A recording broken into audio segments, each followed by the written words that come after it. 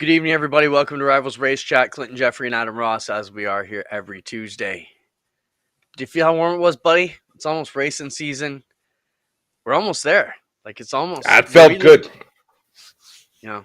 How you doing with your program? Are you coming along? Yeah, we're getting there. We're getting there. Cut a big hole in the side of the car so that the whale can get in and drive it. See, And I was gonna jump all over it, but you filled that hole pretty quick for me. Hey, Rob, well, seriously though, are you gonna make Saturday? yeah. Are you nervous yet? No, Tell the no, it's story fine. about dropping by Leaf and being surprised they had a suit that actually fit you. Wow. So yeah, and for those who don't know, I worked at Leaf Racewear for 6-7 years. Did trade shows with Colin for a number of years. Before that, so I ordered up my apparel from him, and I had to go pick stuff up Saturday, and get size for gloves, shoes, everything else. I says, my suit done yet? He said, no, the suit's not quite done yet. We're trying to get it done for next week. But why don't you take this suit here hanging on the rack? It's a solid black suit. I said, Colin, a suit on the rack is not going to fit me. I mean, I'm over 300 pounds, 6'5". We don't make many suits that size. Let's just try it on. Best fitting suit I've ever worn. Just super comfortable. It felt strange. I'm not going to lie, Clint. It felt really strange because, of course, I put everything on just to make sure that I didn't get claustrophobic inside a helmet. Like everything feels right. It was a strange feeling sitting in the race car and flipping the visor down on the helmet. There's a different peace and quiet when you close that visor down and you're inside the car. I haven't felt that in 20 years. Well, good luck. I may have to show up at Flamborough on a Saturday and check it out. If you're around, check it out. Adam will be there for the season opener with the Canadian Vintage Modifieds, driving the Burger Barn number 44. Adam, we had a great media day at with the APC and Quick Superstock guys at Delaware. I don't want to jump into that too far because we already do have a feature coming up on it. But one of the questions there was, who had the best food. And I think as I look at Twitch's comment, I think your pit stall may have the best zingers all season long. He's already throwing them at you. Yeah, one of his favorite lines is that we're trying to stuff a muffin in a toaster. Nice. And he's not entirely wrong, but Rob, shut up and work on the race car. On tonight's show, we've got one of the young and up-and-coming stars of dirt and sprint car racing. Nick Sheridan will be joining us here in a couple of minutes. And then we also will be talking to Greg McPherson about the Motorama show coming up later today. So we've got that coming. It's going to be an awesome show tonight, so hang around with us. We've got a lot to talk about. A couple other things just want to mention. Some news off the top. Tony Spiteri had his birthday on Sunday. Glenn Steyr has his birthday today. I got my Glenn Steyr sweater on in honor of the big guy. Two guys that have been great to our crew, all of us involved with G4 Osh Weekend Speedway, letting us kind of have the reins to go out and build this thing and do it our own way. And we really appreciate all the help Tony gave us through his time at Pinty's, the guidance. And, hey, man, I hope those two guys have a great couple of days and get spoiled. I know Tony did on the weekend. And I know Glenn's out with the family tonight, so that's amazing. Anything you want to say to that? No, happy birthday, Uncle Tony, and same to Glenn. Happy birthday to Glenn. It's a good time to celebrate. And to John Fletcher, if you come to Flamborough Speedway, show up prepared to get dirty because we're going to need help. Yeah, two other notes I want to mention off the top. Mike Schmidt, great supporter of everything, is taking some surgery on in Cambridge tonight. So, Mike, if you're around, anybody near Mike, we want to send out our best wishes to Mike from London Recreational Racing. Does a lot for the sport. And, again, for our crews over the years, believed in some of the stuff we wanted to put together. And thanks, Mike, for that. And on a somber note, Oscar lost Randy Roberts, their pace car driver, and a guy who did a lot for the series this past week. And just want to mention our hearts go out to everybody in Oscar. And, Randy's going to be missed for sure. One of the good dudes who always had a great time at the races, always had a great thing to, a great word to say, whether you knew him or not. And kind of took me when I got to Oscar. So, our heart goes out to Dave. It's not even fair of me, Clinton, because death is sad no matter what. But after all we've been through the last 2 years, it just seems extra shitty that, Yeah. a few people I know have passed away in the last month or so. You think, man, we're almost through this. We're almost to the brighter days ahead, and it just makes me sad. Yeah, when I think about, the Randy situation, he was there through the dark days of Oscar a few years ago when the super late models got tore up and, they were kind of messing around with the midgets, cars, and it just wasn't really working out. And now, man, I try to get Dave Gameforth on, not only talk about Randy today, but just talk about the growth. Dave says they got 60 plus Oscar hot rods ready, signed up, and paid registration this year. Not guys who said they're going to build cars, guys who have paid them in day. And I said the same thing. Well, how many are actually going to show up, Dave? He said, literally, there's over 55 of those cars are in garages ready to go. And I, other than the crate sprints, those are the two divisions that are booming the fastest right now with yeah, car count. and hats off to Dave, because like you said, there were some dark days there. I love the notion of super late model racing. I do not love where super late model racing has been the last 10 years in Ontario. Um, no fault of no fault of the drivers. Just there hasn't been that perfect storm. There've been some people try to take over the reins that just didn't have it. So I'm just happy for Dave to see, because I think the Oscar hot rods, if you gave me the choice to watch a hot rod show, an Oscar modified show, or a super late model show, super late model's coming in third, because I want to watch the modifieds and I want to watch the hot rods. I think back when, super late models were really that. You had wild bodies and they could do all kinds of crazy stuff. You had wild types of engine combinations. They kind of had to bring it in to keep the cost from going absolutely crazy, because there was a time when ingenuity was cheaper, right? And now it's gotten to the other way where ingenuity became expensive because guys started taking it. And a guy like Chris Konamaki said it best, you've got now carbon fiber and aluminum and titanium, all these space age and, NASA type materials that guys are racing with. You just can't compete, and that drives the cost of racing through the roof. So it's not the old backyard garage, and that's, I think, if anything, that's the secret to the Oscar hot rods now is you can take a torch and bend that A-frame back straight and still have fun doing it. So, Yeah. anyways, I think super lates would be. Well, let me reverse that. I think the 360 sprints could be very much in the same boat the super late modifieds were. Super late models are, if they didn't have the support division and that one regular track at Oshweekend. I mean, 360s would be on shaky ground with 8 to 10, 9, 12 cars around here. Tracks wouldn't be really, like Merrittville wouldn't be taking a shot at them on the weekends. The SOS did okay to keep it going for the last 25 years. I give credit where credit's due, but I still think it would nowhere be as strong as it was if we didn't have the crate sprints to prop it up before about 8 years ago when it was starting to fail a bit. I mean, I remember looking at Doug Leonard one of the first years we were managing, and I said, Doug, do not put two heats on the board. We get down to two heats, we are in big trouble. People say we're in divisions over, so we squeezed three heats of 5 out there for 15, and then thankfully next year we're back to 23. But we thought we were in trouble. Anyways, I was tired all day and now I'm hyper. Let's bring on our first guest, Nick Sheridan. Speaking of hyper, Adam, have you ever known a kid who starts out like a freight train? And what I mean that in victory lane, he starts out really calm and he gets going, and by the end of it, he's just chugging along. And by the end, we're flying and we're rolling down the track, and Nick is just going a million miles a minute. But I Nicky, welcome to the show. Yeah, thanks, Quentin. Nice to be on here, and nice to see you guys again. It's been a long time. Yeah, man, it's great to see you. Nice. Now that trophy collection behind your head, how many of those are yours? How many are your brothers, and how many are your dad's? Well, there's a little bit of everybody's up there, but if you look in the middle, there's the two tallest ones, and I put mine right beside my dad's. It's about this much taller, so I just wanted to rub it into them. But about half and half up there. Nick, let's talk about your plans for this year. You're going to be moving up to 360s, but you're coming off a fairly short crate career, shortened by COVID. You raced a bit over the past couple of seasons, took some big wins. You won the $5,000 at Merrittville last year, put up by JP and the crew.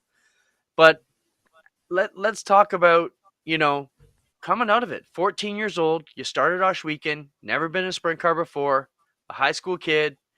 You come out as a rookie, win the championship. That's a pretty big honor to be one of the toughest classes in Ontario weekly. Yeah, it was quite the honor for sure. definitely wasn't quite expected on our part. I don't think when we were going in there, we were thinking we were going to win the championship right away, but we definitely learned quite a bit, and we've made some big strides with our 45 car on our team. And through the years, it's quite gained. Our first year we went there, we had 5 rims going to the first race. We were just dismounting mountain tires and getting things ready, and we've kind of built up to be a little bit more of an actual sprint car team. So things are coming along well here, and hopefully get the 360 together for this year, which is really exciting and nice to finally announce that. I've been waiting to say that for a little while, but new car coming together for that, and Leach Performance Engines motor in there. So thanks to them a ton, and can't wait to get out there. Nick, explain something to me. Of course, your father, Ron Sheridan, was an asphalt late model racer. Your brother, Jake, is an asphalt late model racer. How do you wind up a dirt sprint car racer? I mean, that's really unique.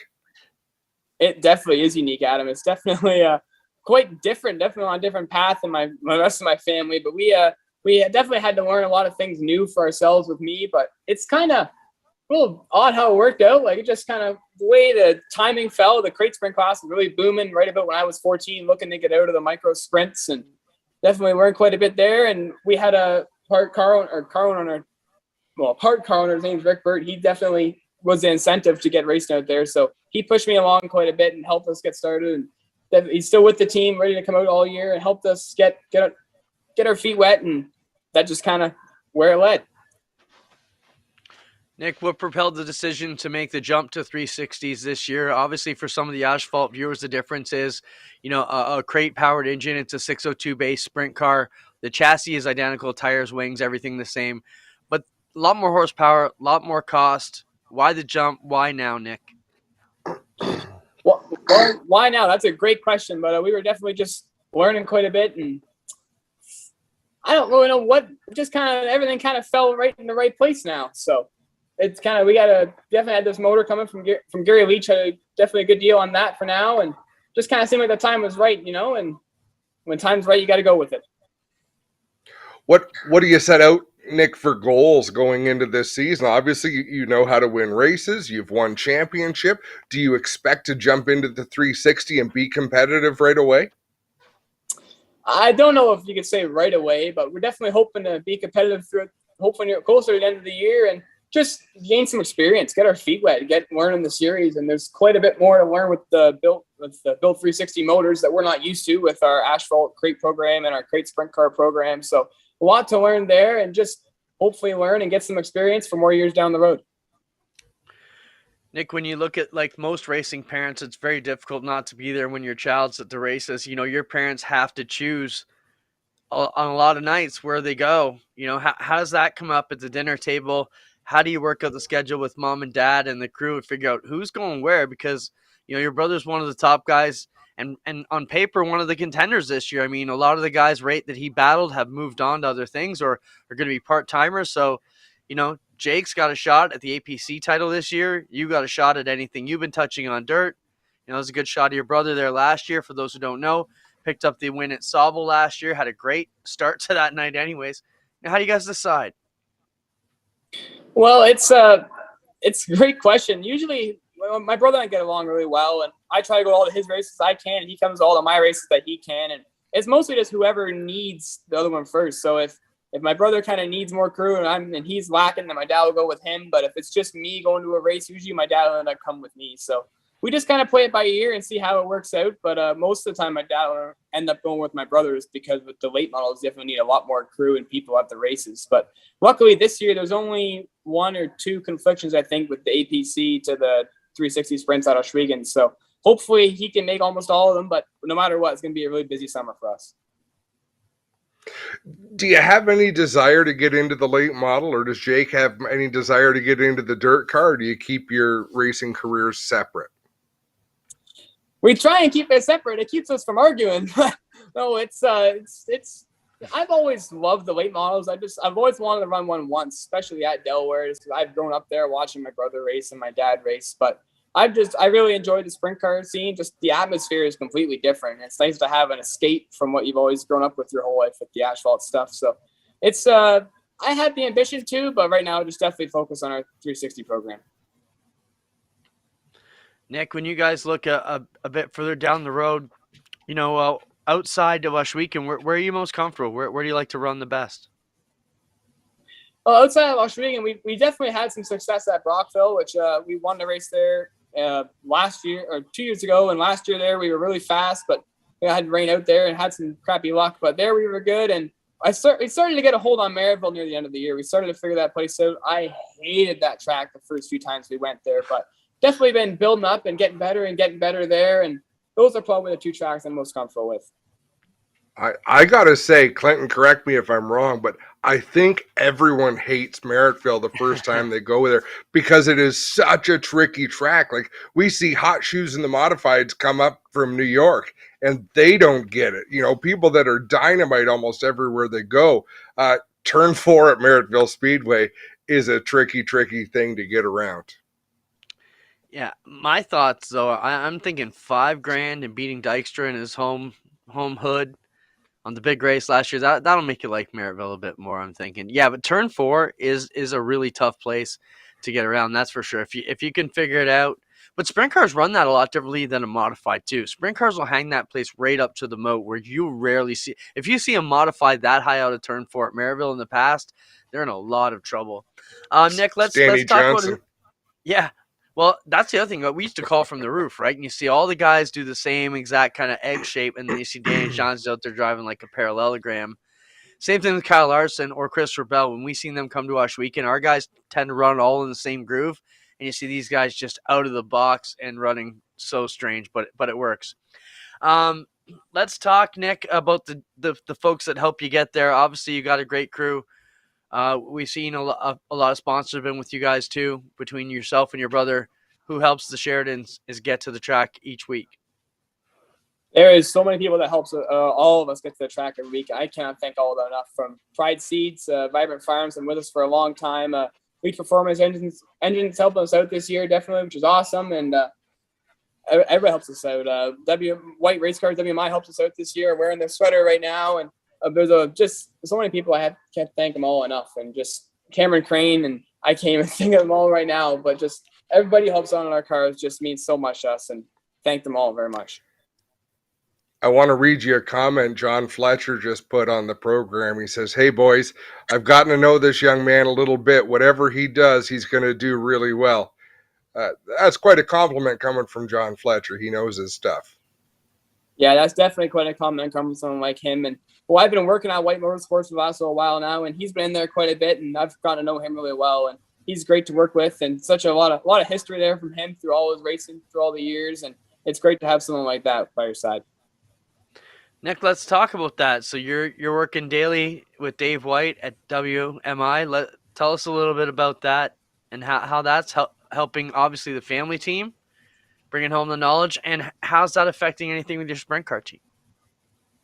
Well, it's a big change for sure from what I'm used to. I'm still in grade 11, so I still go to school all morning, and then I'll go there and do my co-op there in the afternoon, and then work the rest of the day after that. So it's definitely quite a lot to learn there, working on the asphalt cars, things you can bring over to the dirt side that a lot of people in the dirt world don't usually do or aren't used to. And just so much to learn, help with the dirt sprint car side, help with the asphalt side with my brother. And I keep working on their car there after hours. And just, there's so many awesome benefits that come from them. And Dave White has definitely given me a large opportunity, and I can't thank him enough, and everybody there at WMI. They're just awesome to work with, and it's a dream come true. I think whether you're working on a pavement late model or a dirt sprint car, I don't think it matters. If you're working for an elite level race team, you're going to learn that it's the smallest details and it's those finishing touches. It's where you squeeze the speed out of a race car. Yeah, for sure. There's definitely so much to learn with just the finishing touches, like you're saying, Adam. Just all the little finishes that you have to really focus on to run well. And there's a lot of things you can just do, like small things that people don't think about that can pick you up thousandth of a second. You do 10 of those things, 10 thousandths to 100th, and that can be the difference between first and second. So just so many small things you got to focus on, and you got to do every single thing if you want to win in an ultra competitive class like the APC Late Model Series, the NASCAR Pinty Series, or the Australian 360 Sprint Cars. Right on, Nick. Now, one last question I got for you. I need a nickname clarification. Is it Tricky Nicky or is it Sparky? Because we see one and the other. And what should we be calling you, us announcer guys? Ooh, that's a tough one, Clint. I got the name Sparky when I was at work last summer driving a combine when my combine had sparks coming out the back of it. But it's kind of been all around. You guys call me whatever you guys want. I'm fine with it. Just I'll not tell slow. you what, Clint. You know what popped into my mind when you were describing Nick introducing him is the Tasmanian Devil. I think he should have a Tasmanian Devil on the car. I would actually like to start calling him Taz. I think it would look good on T-shirts. Twisty Nicky. That's He drives that fast. He talks that fast. There's no doubt about it. right. Well, that sounds good to me. Whatever you guys decide on, I am fully down with. All right, man. Nick, great. Thanks for joining us, man. Good to see you. Can't wait to see you at the racetrack. No, for sure. Thanks for having me on the show, guys. Really appreciate it, and we'll see you guys soon. Nick, before I let you go, how old are you? I'm 16 years old. I turned 17 in just over a week. Right on, bud. Thank you. Thank Happy you, free Glenn. Have a good birthday. night. Thank you. He's a cagey old veteran now.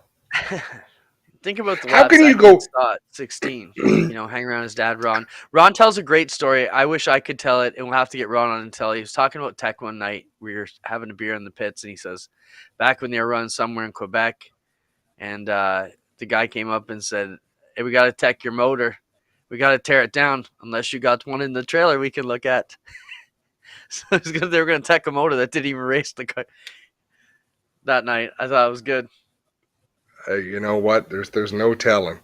But how can you go wrong at a racetrack when your star drivers, like the crate division, we had Jacob Dykstra and you got Nick Sheridan and a host of others, but just those two. It's kind of like Lane Zardo and Garrett Tiemersma and the super stocks. Like when you've got that cast of characters to work around, it's just compelling racing. We talked about that last year. The four main divisions that we covered the last 2 years being the Pro Late models, the Super Stocks, 360 sprint cars, and crate sprint cars.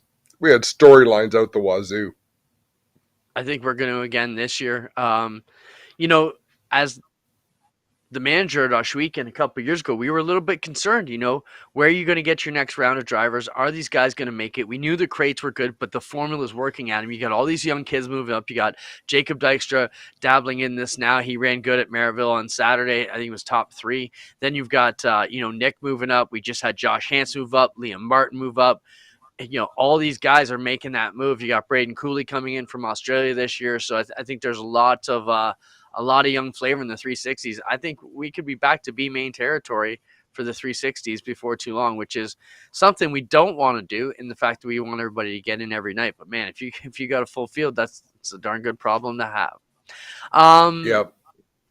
Well, our next guest is on, so we might as well just keep him rolling. We are going to get down to some clips about APC Media Day because I do want to show some clips. I'm excited to see what Jamie Maudsley, our new APC anchor with us on the pavement side this summer is going to bring to us, and he got out and did some interviews in the pits. We did some great sit-down interviews, Adam. You were awesome with the drivers. I think the set looks amazing, and our final editing plan is going to be super awesome. But let's get to some business before we bring Greg McPherson on to talk about Motorama. Quick wit trivia this week. It takes us back to Oshweekend Speedway. This week's quick wit trivia: who holds the 360 sprint car track record at Oshweekend Speedway? So who holds the 360 sprint car track record at Oshweekend Speedway? Let us know. We'll take one winner off Facebook, one winner off of YouTube. And if you've not won with us here since we've been going at it, send us your winning guess and we'll get that in. While we're at it, let's talk about Fast Eddie Speedway and all they do for us. We can't wait to start a new partnership with them beginning in 2 weeks. Actually 3 weeks down at Sunset as we get things kicked off. Fast Eddie Speedwear brings you all the latest action in the forms of amazing clothing and apparel, whether it's stuff you need for your team, for yourself, family, looking to buy a gift. They've got it all from t-shirts, hats, everything you could imagine. Check them out.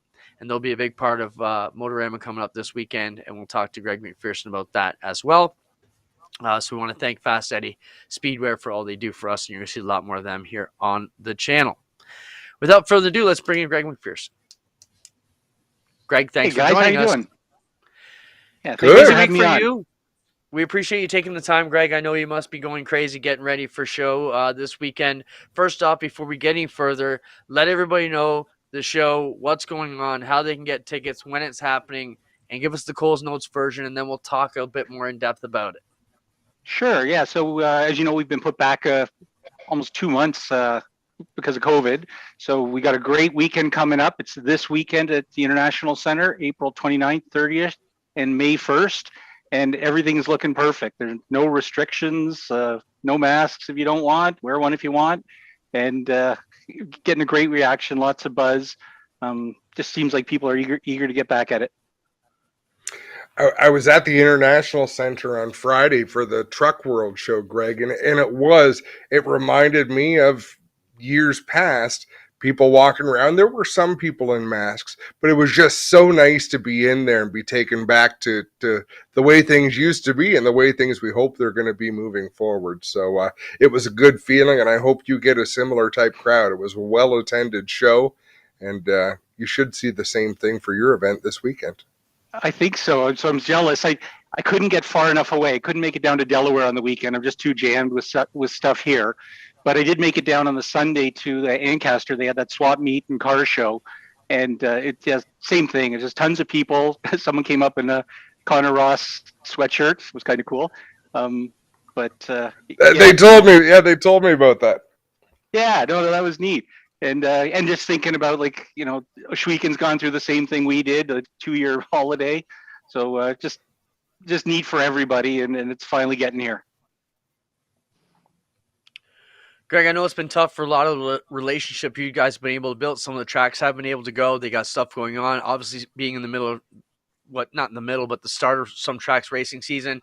Adam's stuck. He can't go because he's racing this weekend. You know, I got some prior commitments I'm trying to work around. Let's talk about that. You know, I mean, obviously you guys have to bit understand that. Is the plan to go back to March in the date? And what led you to be on this weekend other than COVID, obviously? Right. So, yeah, absolutely. Next year, the International Center has a script of dates and the batting order for all its shows. So we're set to go back. I believe we're March 8th, 9th, and 10th next year. So I'll confirm that. But no, just for this year, when it was January and there was still sort of another peak going on and lots of concern, it was tough getting a reaction for people for mid-March to come to the show. And so ourselves and a lot of other shows kind of work with the International Center to push back out of that window. And it's like 95%. It's been amazing. Like, we're here with no restrictions. It's going to be a nice, great weekend. The only little drawback, obviously, is we love the racing community. That's where our bread and butter is. And it's just a little too close. Like, obviously, Flamborough starting that night, you know, sunsets, you know, doing a practice, you know, just a little too close for racing season. But we had no choice. It was either come to this weekend or not do it again this year. What is the feature attraction this year, Greg? You guys over the years have done some pretty cool things at the show. Yeah, so almost the neatest thing is just all the cars. I think we're up around, it's like 400 something.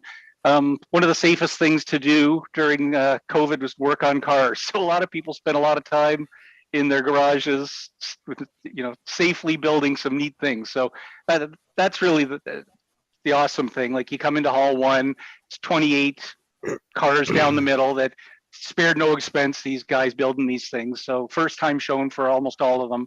So that'll be cool. The racing zone, we're getting a lot of support. A lot of individuals are bringing their cars. We've got, you know, a lot of tracks and series are able to make it this year, which we really appreciate. And then moving into Hall 2, really neat thing that Bad Chad. I don't know if you follow Bad Chad and Jolene on the show Bad Chad Customs and the YouTube stuff they do. But like when we were down at Ancaster on the weekend, just tons of people. Everyone's keen to see them. David Schroeder, who's won drag week. He's a Canadian who's won drag week twice now. He's coming with both of the vehicles he's won with, different Corvettes. It's kind of a neat competition. The car you race has to be your tow vehicle going from, you know, track to track, 5 tracks across the Midwest. So David's coming with his neat cars. He's been on the cover of Hot Rod magazine a bunch of times. Just firmed up for Bone Shaker, the jet drag truck to come. Rick Kopp's bringing that. The guys from DeBoss Garage, these guys, like, if you're on YouTube and follow guys who work on cars, they've got 600,000 subscribers on their channel, so they're coming. What else? Fella from Montreal's coming with a bunch of the cars he works on. It's another YouTube star, Nick Panaritas with Nick's Garage. So he's coming with 10 mostly early 70s muscle cars. We got the Mayhem Room, rockabilly in there, music and barbers and tattooists and artists. So that's going all week. And what else? The Spring Fever Room. So for the kids, like the younger guys, the tuners and modifieds and some exotics in there. So, you're a little light. So you're a little light on activities and attractions from the sound of it. Nothing really. Holy going moly! On, yeah. And then I got a haircut in the rockabilly okay. room there about 3 years ago, and it was the one thing I'm like, damn it, I forgot to get a haircut for the show, and they had a barber at the show. Oh, that's fantastic! Great. Yeah, fun. But a great time all around. If you're a car guy, kind of like I tell them, if you're into cars or anything gear related, bikes, vintage cars, muscle cars, race cars, you're going to find something you like at Motorama, which is awesome. Greg, how many years been doing this? Going on 10 now? Something like that? I think so. I think this will be the 7th year we've done Motorama. And before that, I think we almost did as many of the old show, the Canadian Motorsports Expo. So what had happened was we did that, obviously a much smaller show, racing only. But at a point, the International Center came to us and asked us if we'd like to take over sort of the traditional mid-March date that's been going for about 50 years now, and incorporate our racing show into that. And we did that, and it's just been amazing ever since. Hey, Adam, Gary says he got a haircut there, and I think, Gary, we had a bet, and I think I had to pay to shave your beard or something there. I think I'm the one who took you back there to that back room and made you get a haircut that day, you bum. Anyways, Adam, anything you want to say to Greg before we cut him loose? Always, Greg, I want to jump ahead. I know the show is going to be great. That show is an important part of people's calendar year. I mean, I wish it was in March. I'm a little bit bummed I couldn't be there, but it's an important event to walk through there, see what people are doing, see what their cars look like, catch up with a bunch of people. Clint, it's one of those pivotal moments in the year that it's just how you know racing season is just around the corner because the Performance World Show at the International Center. So I'm sure it will be well attended, Greg. But I want to talk about your outdoor schedule. What are you looking forward to this summer? There's some really cool things on a number of racetrack schedules. Just getting back, like you see the schedule, it feels like old times again. We were all through the same thing the last couple of years. People went to some amazing lengths. You guys televising races and people putting on races at empty tracks, which felt bizarre. But everyone kind of made something happen, which was amazing. And given what we're all going through, and so, but just to feel normal again, like so much of what we do in the racing we love is social. So just to have everyone back together again and having it feel the way it should, that just looking forward to that again. Awesome. One thing I wanted to mention too, though, still with the show, just quickly, is it's nice to hear about you guys with Fast Eddie.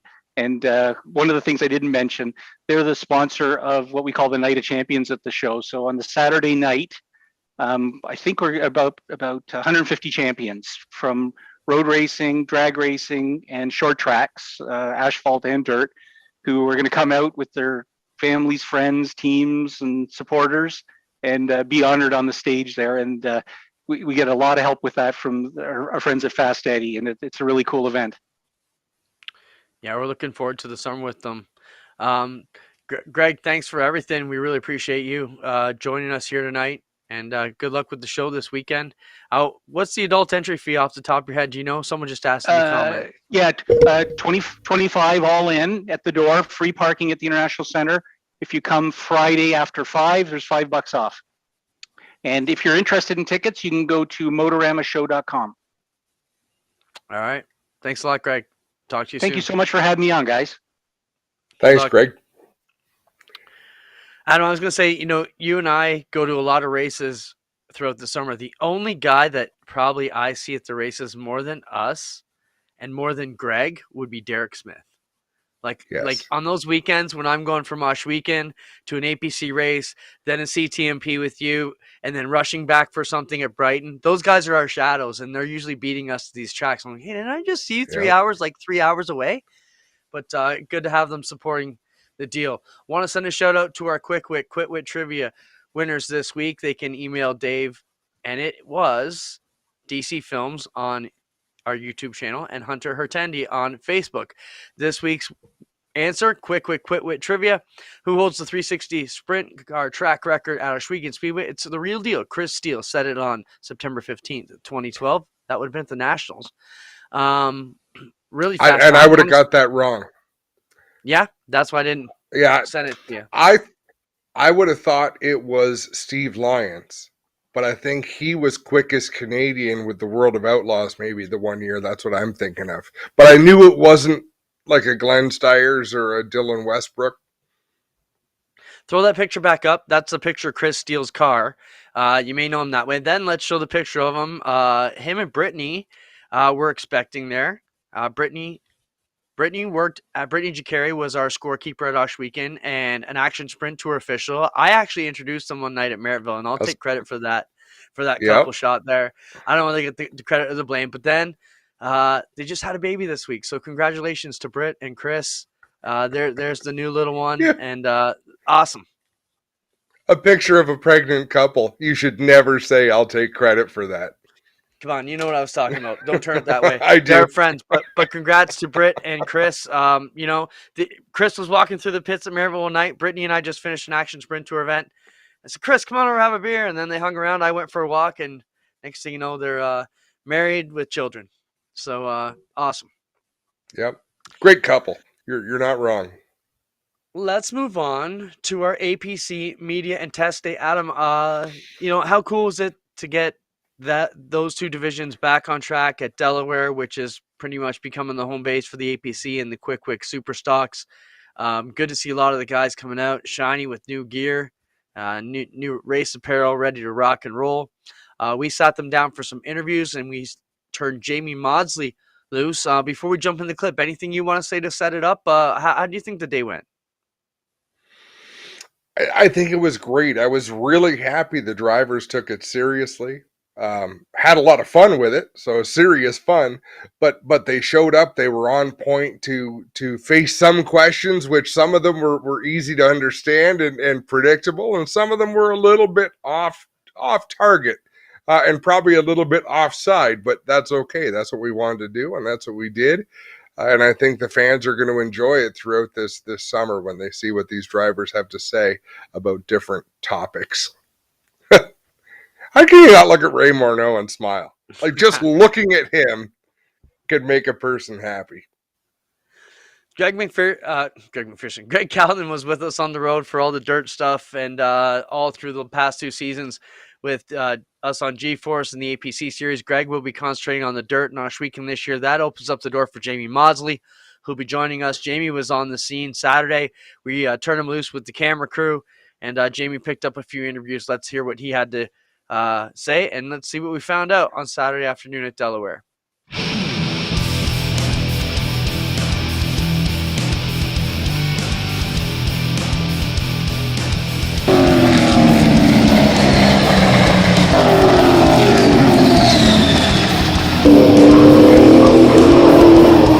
With Ray Morneau, driver of the 03 APC late model, and big talk today. Obviously, the new asphalt here. Everybody's finally getting a crack at it. I mean, you've got to race here a few years. Tell us what you're thinking so far.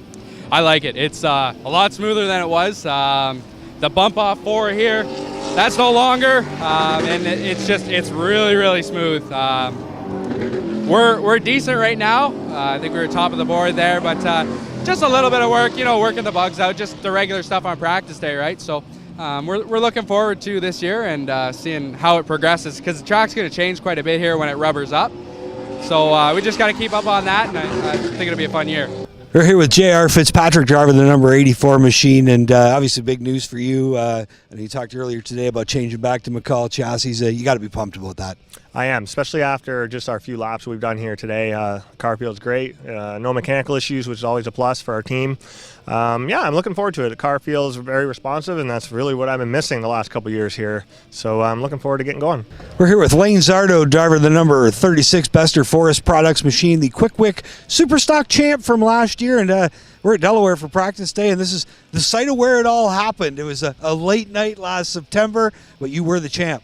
Yeah, I know. It was especially a late night coming to the tech garage. I think we're in the room of doom over there. Darryl Timmermans did a good job of making sure the competition was all fair. He made us take our engine out in 3 different bags. So it was a late night at the track, and it was a late night in tech, and then it was an even later night celebrating with my team. But it's good to be back at the racetrack, and it's good to be around racers again. There's nothing like it. I know it's you don't have a whole lot of laps here at Delaware, but what's your impressions of this new asphalt that's been put down?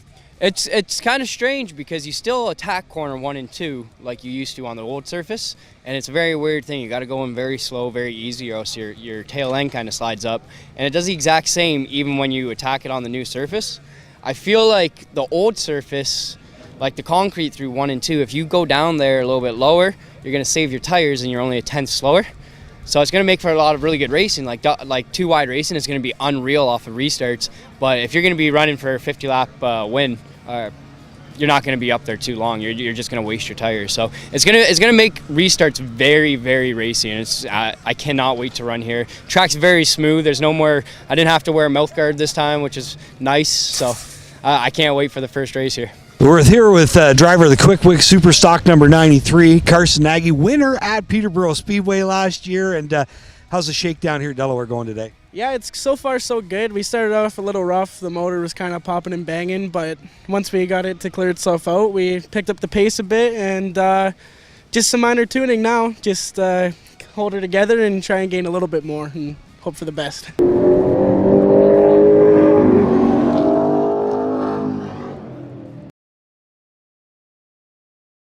Always good to get some real action back. You know, we're not using canned stuff. That's fresh material from like 3 days ago. Yeah. So that's super cool.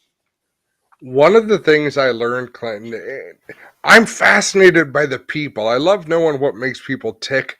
And we got a chance to spend some time with the drivers. You know, on a race weekend, they're so busy. But one thing I learned, Lane Zardo cannot sit still. His mind works like 1,000 miles an hour. Like, you can see the wheels turning. He was drumming on his chair. He was twitching in his seat. Like, he couldn't even sit still. But it's just the energy inside of him. But he's articulate. Like, even with his answers there with Jamie, like, he got a lot of things going on, but he gets them out of his mouth and explains himself.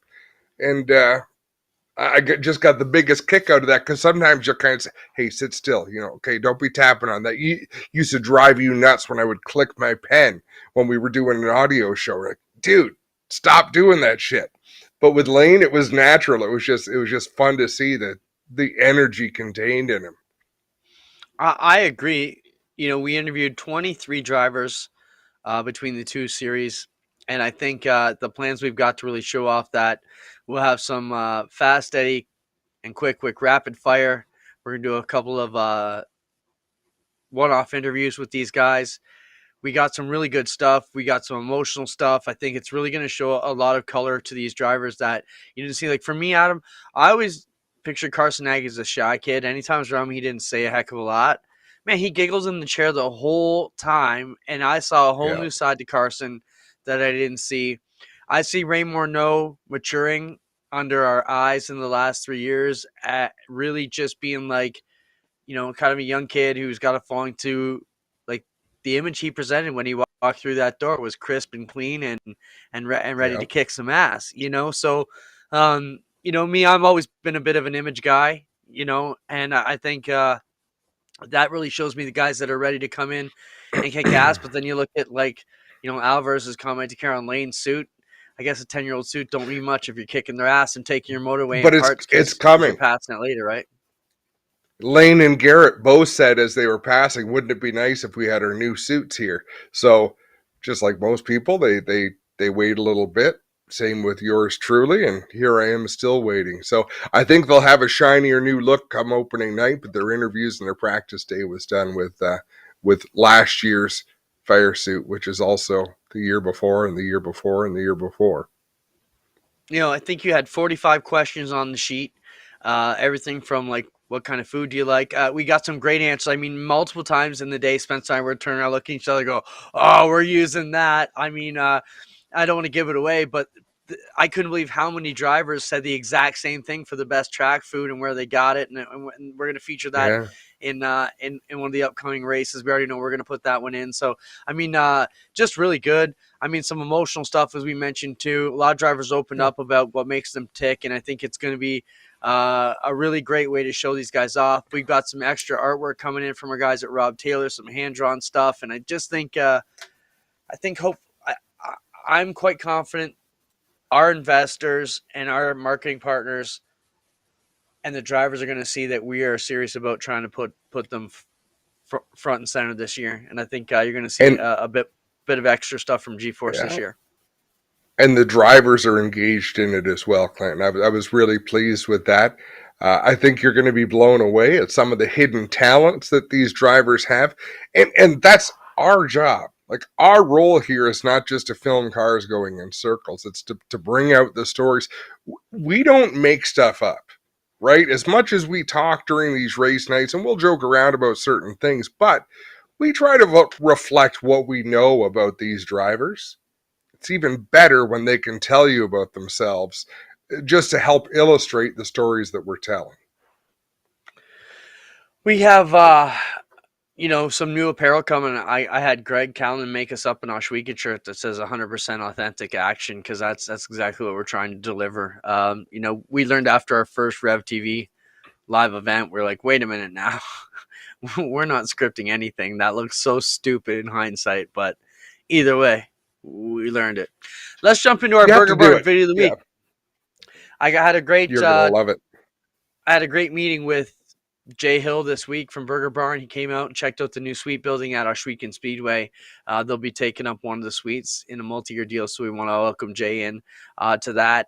Jay has also come on board with G-Force to help us get our rig up and down the road, as the Petrol Plus is now the official fuel sponsor of G-Force TV, and we'll have a lot more of that coming next week. It's also right beside the world-famous Burger Barn, so thanks to Jay, Burger Barn, Petrol Plus for all you do to help us get around and get our mobile gear where it needs to get from race to race. We have an ultra busy season. We'll be live every Oshweekend event this year, every APC event, most of the Quick Super Stock events, all the Knights of Thunder events, all the Action Sprint Tour events, and we'll also be presenting and not presenting, we'll be producing in the background, Spencer, Adam, and myself, the NASCAR Pinty Series stream for Flow and Fuel Media. So we will be flying all over the place. I got a bit of inside pool. So I talked to Glenn on Saturday at Maryville, and I said, hey, what are you going to do when we have to be at Oshweekend on Friday? And you have to be like Chaudier the next Saturday. The next morning? Yeah, I'll just rent a jet. Like, any chance you got 3 more seats on there, big guy? So, I don't know. He always say the entourage kicks us off, but we'll see what happens. We'll see. And you know what? Good for Glenn. Good for Glenn for doing it. He's a successful businessman. And good for him for spending his money the way he does, doing something he wants to do. Race 7 nights a week. Take a private jet to every one of those races. Yeah, he says NASCAR Pinty Series is going to be the priority when it comes to Saturday. So if he's got to sit down in the sprint car or the modified, he'll be on the road and trying to get the Pinty's car rolling. And that's good for that series too. Another car at all the events would be amazing. So, Dusty DeBoer, does Oshweekend Speedway still have any ties to Rev TV? No, sir. We are all in bed with G-Force TV. Every race will be live on G-Force for free, worldwide, on demand, 24/7. G-Force TV. It was fun while it lasted. Not really. It was cool while it lasted, but it was stressful. It was difficult, and we learned. It's funny. I'm going to talk about it after our video of the week. Like, cancel culture and having to deal with things that are out of your control, and realizing, you know what, if you control the product and own the content and own what you're doing, don't have to worry about anything else. Okay, let's just get through a couple of things, Adam, and then we can clear a lot of stuff off the rundown. And then we can spend the last 10 or so minutes chatting about the NASCAR deal going on with Kyle Busch and his sponsor attitude, and the deal just dropped Denny, which is, to me, is crazy what's going on with that. And the meme he dropped on Sunday, and I want to talk about the punishment. First off, some quick housekeeping. Let's start at the bottom. Weekend Speedway schedule update. Throw that up, Spencer. We just changed the schedule this week before it went to print. Friday, June 20th. Jesus, I can't read. Friday, June 10th. APC Auto Parts Centers presents UMP Canadian Modifieds. That's the Southern Ontario Motor Speedway UMP mods and the Brighton Modifieds.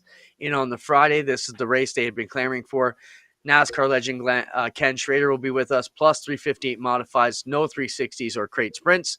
So it'll be UMP and Canadian mods, 358 modifieds, Thunder stocks, and mini stocks. We can check that out. That's Friday, June 10th. That's a change in the schedule. So we had to jig things around a bit. Ranceville was off that night, so we found out by moving the 358s to that, gave the modifieds the best chance to succeed at Weekend. And then Schrader coming into the deal at the last minute last week made that change easier to take the other class off. So check out the full Weekend schedule. It is there on the Weekend website. Pit prices, what is fair? That's a discussion I want to have next week, Adam. What should drivers pay? What should crews pay? In today's economic world, people always clamor drivers shouldn't pay. That's going to be story number one next week of the discussion. The other big story next week, tires are the big story in 2022. I just got an email out from Erica Bicknell at Hoosier Tire Canada about the situation. I'm not about to read it all. It's not a lot different than what we know. We're in a tight spot here right now, but she's going to work to come on next week and explain it from the Hoosier Tire Canada position and how they feel they're going to make it through the next couple of months. What they are telling us in these things are speedways need to stop hosting practices. Drivers are burning up tires like crazy in practices, and is not good for the time. And we're having teams say, hey, I have to go to multiple practices. The other thing that they're being told is if you're a sprint car driver per se, and you want to run 6 different series and go everywhere, they don't have enough tires to give you a tire for everywhere you plan to go. They have to work on what's around here. So still tight. You're going to have to dig through the pile a bit. You may not be getting new rubber right away for every race, but we'll talk about that. Milk selections. I ordered up 4 yours? new skins yesterday, buddy. Paid for my hobby car tires because they're not in real high demand, but Grisdale's You're has on them American in Racer, stock. right? Yeah. Yeah.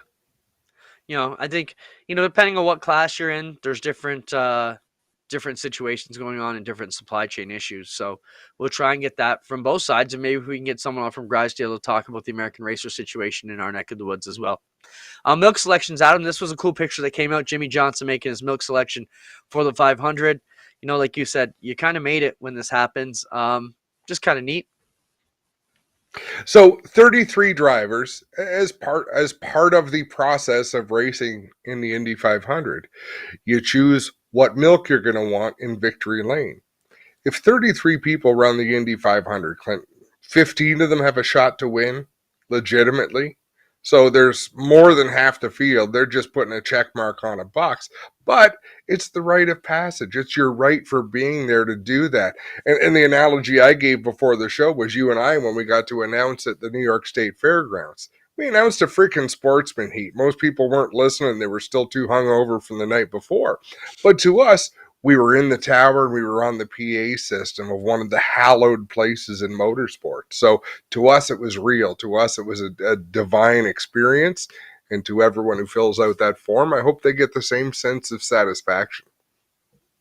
Yeah, I think you're right on the money, because I said earlier, how many guys actually got a shot? But you're right. I can't disagree. JP, we are hearing Glenn is full-time on the Pinty Series, but anything can change with the big guy. There will be an Weekend banquet this year if everything continues the way it is. I don't have a set date yet. Obviously, Carmen's, our banquet partner, is still probably trying to put together weddings and parties from the last 2 years. I'll get some news on that when I meet with Tina, hopefully tomorrow or the next day. Let's talk about the Burger Barn video of the week. This is Kyle Busch. I'm out of it today. This is Kyle Busch's video from where he just has a bad attitude. Roll it, Spencer. He's being Just asked a about press his possible appearance. troubles. Yep. Any sort of time frame for when you want your plans to be decided for next year? Yesterday. You're getting antsy about it? I'm not getting antsy about it. If it happens, it happens. If it don't, it don't. Goodbye. So goodbye is an option? Ask Joe Gibbs. Have you been knocking on his door about it? Not my problem. Is it their problem then, right? You gotta sell it. If you don't sell it, then nothing to sell or nothing to have. So it's all about the sponsor. Correct. That's got to be frustrating, though, in this day and age. Yeah. Truck Series is probably 95% kids with money. Do you feel that if you don't get anything from Gibbs, that there'll be somebody else out there that you land at? Probably not. Well, they're not going to let you go. They'll figure out something, won't they? Ask Joe Gibbs.